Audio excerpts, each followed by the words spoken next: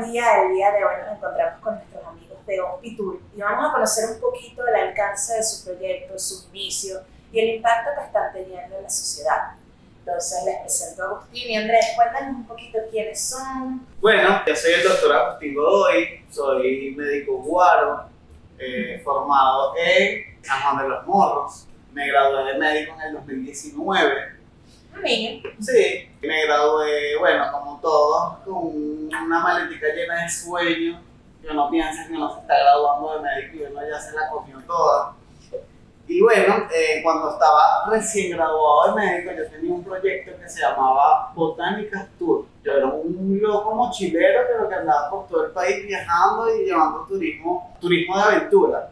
Me la pasaba acampando en la Gran Sabana, en Roraima, en La Tortuga, en la Cascada del Vino, en Mérida. ¿Pero ese turismo era aplicado a la medicina o era únicamente? No tenía nada que ver con medicina. Okay. Y bueno, fue un momento donde pasé de ser bastante humilde, de estudiar con las uñas, de echarle mucho pichón y no verle el queso a la tostada. Y creo que con el turismo comencé como que a hacer dinero, a trabajar con algo que me gustaba. Y a quien no le gustaba viajar. Claro, más en ese país. Sí, exacto. Entonces me la pasaba era viajando. Cada tour era un grupo de 30, 40 personas que conocía nuevo y era hacer amigos, era conocer gente, era acampar. Con ese dinero me acuerdo que me compré mi primer carro, monté un café en una avenida en Barquisimeto que se llamaba Botánicas Tour Café y ya tenía como un centro de operaciones, pero cuando montó este café fue como que todo lo que tenía ahorrado, más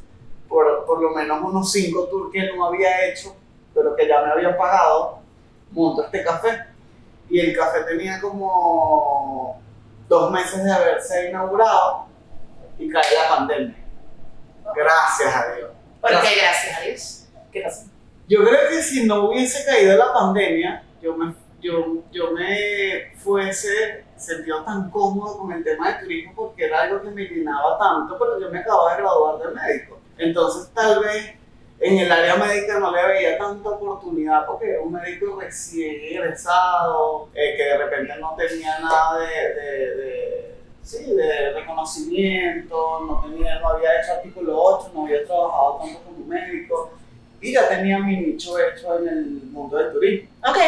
Entonces, nada, como te digo, invierto todo lo que tengo en un negocio gigante, que era una esquina espectacular, un café, que era como el centro de operaciones del turismo, me compré carpas y comencé a invertir en eso porque me estaba dando dinero. Y bueno, cae la pandemia, obviamente ese negocio se vino abajo porque imagínate, un negocio que tenía 2 meses inaugurado, donde tengo una nómina fija, donde tengo la que me hacía las empanadas, la recepcionista, el otro.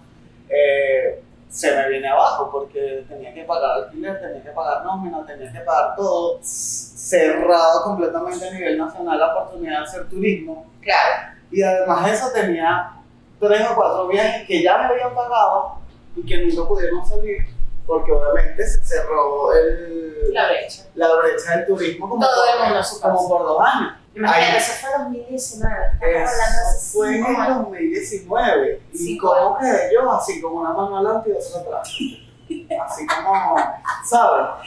Te quitaron todo. Todo, entonces, nada, me acuerdo que estaba viviendo con una amiga en su apartamento porque yo vivía, o sea, yo me crié en una familia en Barquisimeto y siempre hubo como una casita familiar que era una casa de adobe, pero de enano, o sea, tú tenías que pasarle la partita así, era una casita de adobe. Yo como siempre quise ser independiente, yo digo, yo me voy para el rancho. Y me fui a vivir con un ranchito en el centro de Barquisimeto, que era de mi familia, es una casa que tenía más de 300 años. Y bueno, cuando cae la pandemia, me voy a vivir con una amiga a su apartamento arrimado. Primero muerto que vuelve con la familia. Exacto, primero muerto que volver con la familia. La dignidad ante todo. Y bueno,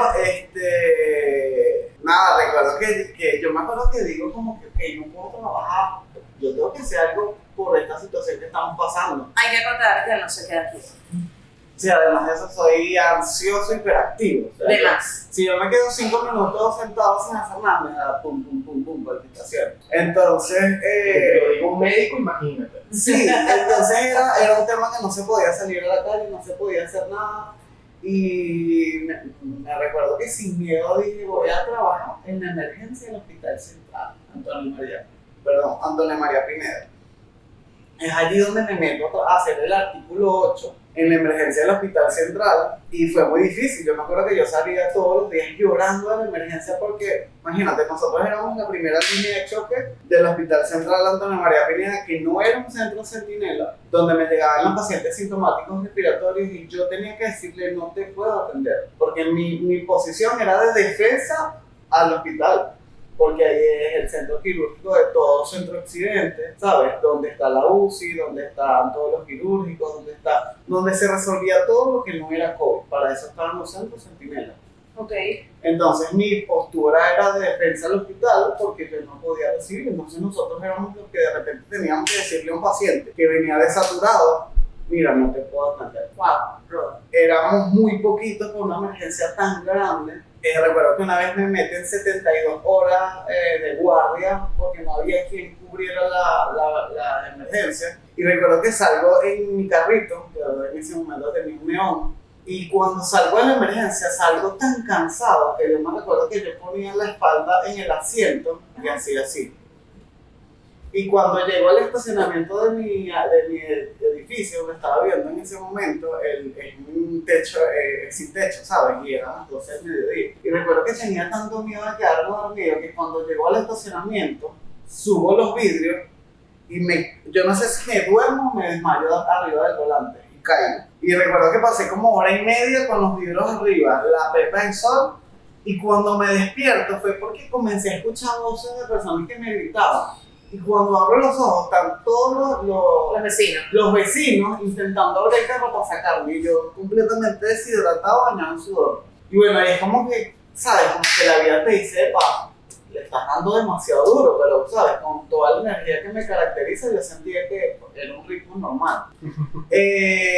Comienzo a extrañar el turismo. Comienzo a extrañar agarrar un bolso e irme a mochilear, a conocer a la gente. Ya tenía 3 años mochileando por todos los pueblitos del estado Lara, porque creo que el estado Lara es muy rico en turismo y los pueblitos del estado Lara son espectaculares, ya que digamos que Lara es como la entrada de los Andes, venezolanos.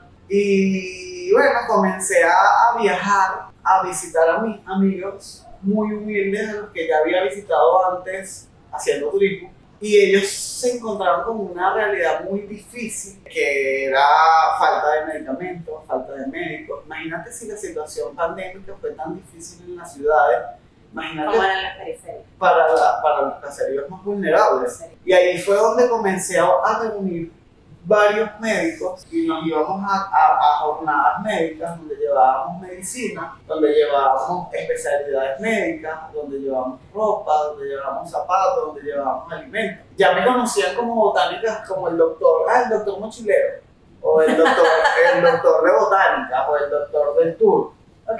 Entonces digamos que lo más bonito de este proyecto es que el nombre se lo puso la gente, porque ya llegábamos a los caseríos y decían el viene Hospitur, porque ellos nos veían como que éramos un hospital, porque llegábamos en un camión con equipos médicos, con una farmacia gigante, porque empecé a hacer alianzas comerciales con varios laboratorios, Camila, Peso, o sea, éramos un hospital de tour por todos los caseríos del estado de Lara.